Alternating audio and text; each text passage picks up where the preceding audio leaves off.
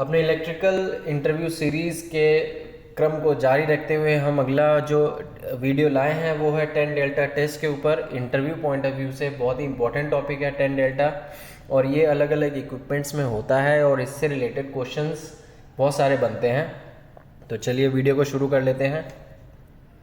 ये कुछ क्वेश्चंस हैं जो 10 डेल्टा टेस्ट के ऊपर हैं और इंटरव्यू में पूछे हुए क्वेश्चंस हैं। तो सबसे पहला क्वेश्चन है what is 10 delta test. 10 delta test के प्रिंसिपल को बताएंगे। प्रिंसिपल क्या होता है, अगर हम प्योर इंसुलेटर की बात करें तो वो कनेक्ट होता है लाइन और अर्थ के बीच में, ठीक है। और इस टाइम पे ये जो बीच का इंसुलेटर है ये as a dielectric material behave करता है। तो क्या होता है, ये 100% कैपेसिटिव कहलाता है। जैसा कि हमें पता है कि कैपेसिटेंस में भी बीच में क्या होता है, डाइलेक्ट्रिक मटेरियल होता है, ओके। और इधर क्या होता है, 2 इलेक्ट्रोड्स होते हैं, तो उसको हम बोलते हैं कैपेसिटर। तो इस कंडीशन में क्या होता है, 100% कैपेसिटिव होता है। ऐसे ही हमारा इंसुलेटर भी एज अ कैपेसिटर ही ट्रीट करता है उस टाइम पे, अगर ये 100% प्योर इंसुलेटर है। लेकिन होता क्या है एक्चुअल में ये इंसुलेटर 100% नहीं हो सकता, क्योंकि कुछ ना कुछ इम्प्योरिटीज़ ज़रूर मिली होती हैं।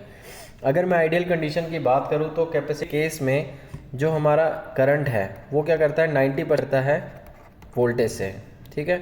अगर ये 100% ये मतलब कि पूरा 90% लीड कर रहा है तो ये हमारा प्योर कैपेसिटिव माना जाता है।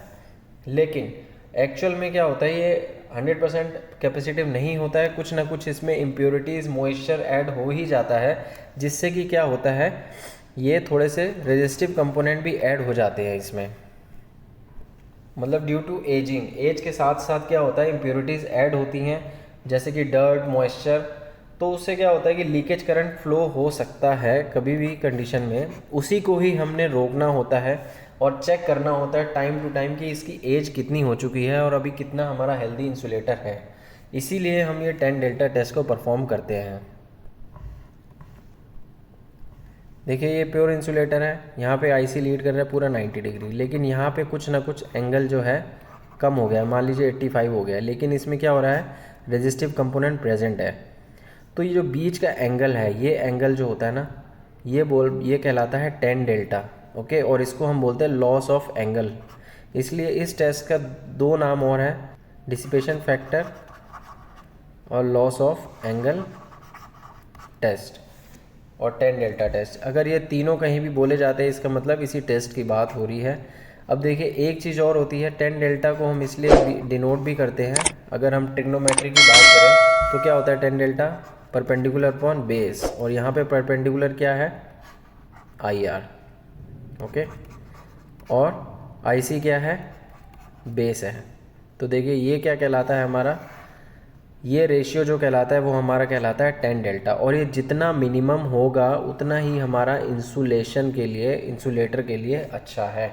तो जितना मिनिमम वैल्यू है उतनी अच्छी हमारे इंसुलेटर की लाइफ है, ओके। नेक्स्ट क्वेश्चन है 10 delta test is performed on which electrical equipments. तो देखिए अगर ये क्वेश्चन इंटरव्यू में पूछते हैं तो ये हमारे बहुत सारे इक्विपमेंट है जिन पे हम टेस्ट करते हैं। इसका मेन जो प्रिंसिपल होता है वो होता है हमें इंसुलेशन को चेक करना। अब देखिए इंसुलेशन कहाँ कहाँ होता है, इसी से आपको आंसर पता चल जाएगा। केबल पे हम टेस्ट करते हैं इसको, वाइंडिंग पे टेस्ट करते हैं, चाहे वो ट्रांसफार्मर की हो चाहे वो मोटर की हो, सीटी पे टेस्ट करते हैं, पीटी पे टेस्ट करते हैं, और ऑयल पे भी टेस्ट करते हैं, क्योंकि हमें इसमें ऑयल का भी इंसुलेशन हमें चेक करना पड़ता है, ट्रांसफार्मर ऑयल का, और ट्रांसफार्मर की बुशिंग पे भी चेक करते हैं। और इन सब का मेन पर्पस यही है कि इंसुलेशन की वैल्यू को या फिर इंसुलेशन को देखना कि उसमें कितना रेजिस्टिव कंपोनेंट है, जिससे कि उसकी एज पता चल पाए और हमारा इक्विपमेंट फेलियर से बच सके। नेक्स्ट क्वेश्चन है what is the use of 10 delta testing. देखिए इसका आंसर सेम ही है जो मैंने भी बताया कि 10 डेल्टा टेस्टिंग का करने का रीज़न यही होता है कि हमें आईआर जो होता है, रेजिस्टिव कंपोनेंट, हमें पता करना होता है हमारे इंसुलेटर में, चाहे वो इंसुलेटर किसी का भी हो, है ना, किसी का भी इंसुलेटर हो, हमें उसमें आईआर वैल्यू का पता करना पड़ता है। आईआर वैल्यू का मतलब अगर प्रेजेंट है तो इसका मतलब है कि वो जो है 100% प्योर नहीं है और इसमें कोई ना कोई लॉस ऑफ एंगल आ चुका है। और ये कितना मिनिमम होना चाहिए, वो मैं आगे बताऊंगा वैल्यू, लेकिन ये जितना मिनिमम हो उतना अच्छा है हमारे इंसुलेटर के लिए और उसकी लाइफ पता चलती है हमें 10 डेल्टा टेस्ट के लिए। और ये मेंटेनेंस जब हम करते हैं ईयर टू ईयर हमें इक्विपमेंट्स पे करना चाहिए, जिससे कि हमें अपने इक्विपमेंट की लाइफ पता चल सके। नेक्स्ट है what is the 10 delta acceptable value of transformer. देखिए वैसे तो क्या वैल्यू जो है मैक्सिमम 0.5% ही मानी जाती है। 0.5% का मतलब हो गया कि 0.005, इससे ऊपर अगर वैल्यू है तो इसका मतलब कहीं ना कहीं हमारे जो इक्विपमेंट है या फिर इंसुलेटर है उसमें कहीं ना कहीं मॉइस्चर या फिर इम्प्योरिटीज़ ऐड हो गई हैं, तो उस केस में हमें उसके लिए एक्शन लेना पड़ेगा। तो मेन जो है वो 0.005 ही वैल्यू है इसकी। सीटी के केस में 0.007 तक जा सकते हैं, लेकिन ये जो है आपकी वैल्यू यही है एक्सेप्टेबल लिमिट। देखिए इससे रिलेटेड कुछ हमने टेस्ट किए थे, वो मैं आपको दिखा देता हूँ। ये टेस्ट किए थे जब, तो ये वैल्यूज़ आई थी। 3 फेज़ पे टेस्ट किया था। RYB बुशिंग है ट्रांसफार्मर की, उसमें अप्लाइड वोल्टेज लिखी है 2 kV, 5 kV, 10 kV। ये किट से किया जाता है, जैसा कि अभी आपने एक फ़ोटो में देखा होगा। ये 10 डेल्टा टेस्ट के लिए किट यूज़ करते हैं और उसमें वोल्टेज इंजेक्ट करते हैं। तो देखिए 10 डेल्टा टेस्ट की वैल्यू क्या है, 0.002, 0.003, 0.004। इसका मतलब है 0.2%, 0.3%, 0.4%, 0.2%, 0.2%, 0.3%, 0.2%, 0.3%, 0.3%। इसका मतलब ये है कि ये 0.5% से कम ही है, इसलिए ये ओके है।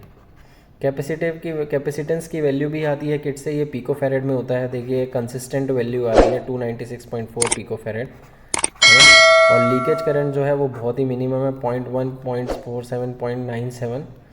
ये हमारा लीकेज करंट आ रहा है। ये भी एक तरीके से कंसिस्टेंसी फॉलो हो रही है, तो ये टेस्ट हमारा सक्सेसफुल है।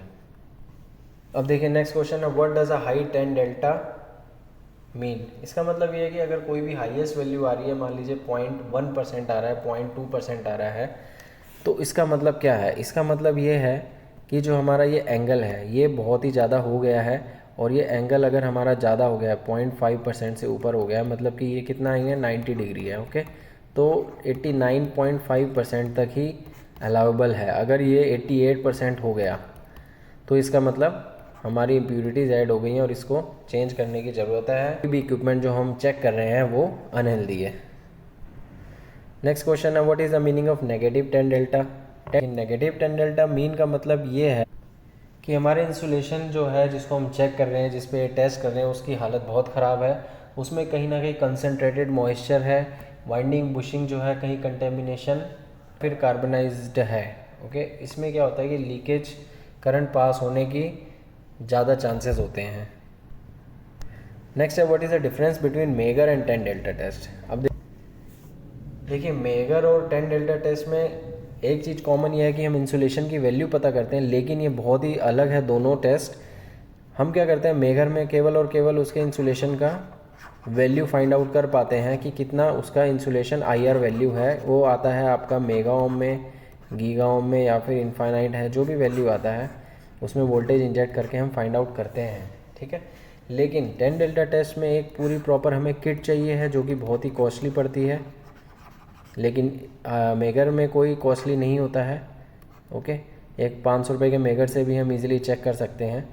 इसके लिए क्या होता है, हमें बहुत ही कॉस्टली किट चाहिए होती है। इसमें हम एडिशनल कुछ जो हमारे वैल्यूज़ आती हैं, जैसे कि हम इसमें कैपेसिटेंस भी फाइंड आउट करते हैं कि कितना कैपेसिटेंस है। तीसरा, इसमें हम एक लीकेज करंट की वैल्यू भी फाइंड आउट कर पाते हैं, वो जो किट होती है उससे।